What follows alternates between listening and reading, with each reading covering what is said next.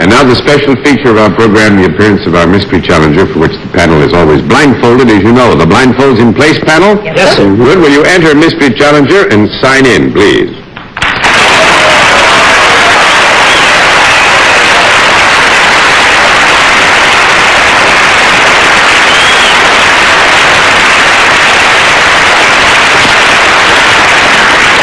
All right.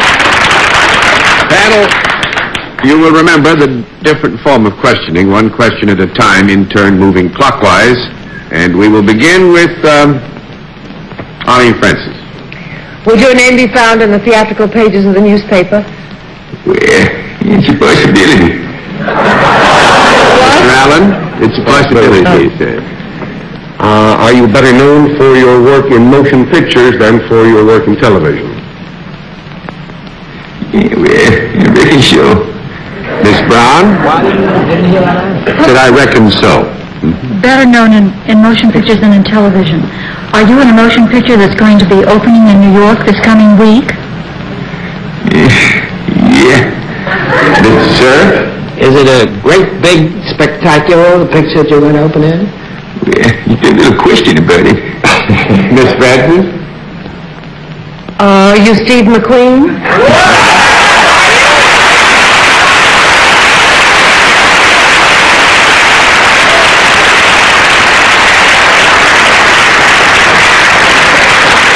That was a great voice. I was just waiting for somebody to go off the track on it. Yeah, you open tomorrow. Is it tomorrow night or Tuesday night? Well, we have the premiere Tuesday night, yes. Premiere Tuesday night, yeah. The Sandpepples, huh? The Sandpepples, yes. That was 9 months in the Orient.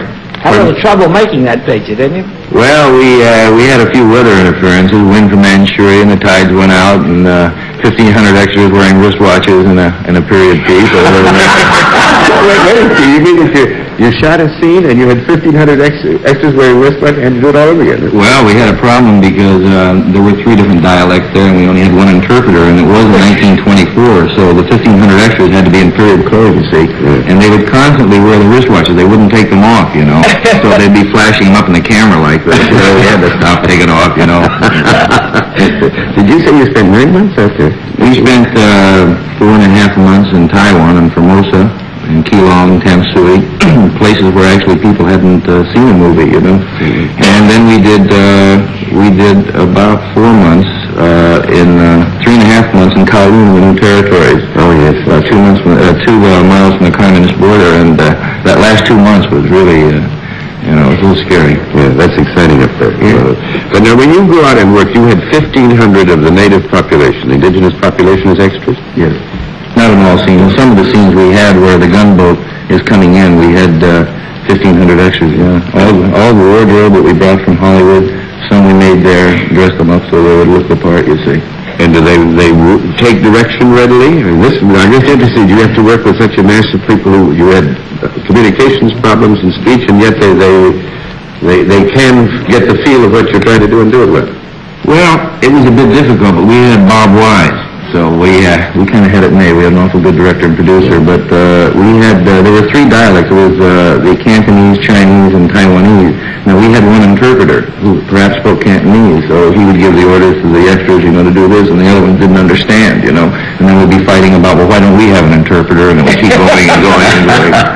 That's what well, it's an exciting story, and I'm sure it's made a great movie. Thanks for giving us the Sunday night when you're here in New York. My pleasure. Good to have you with us.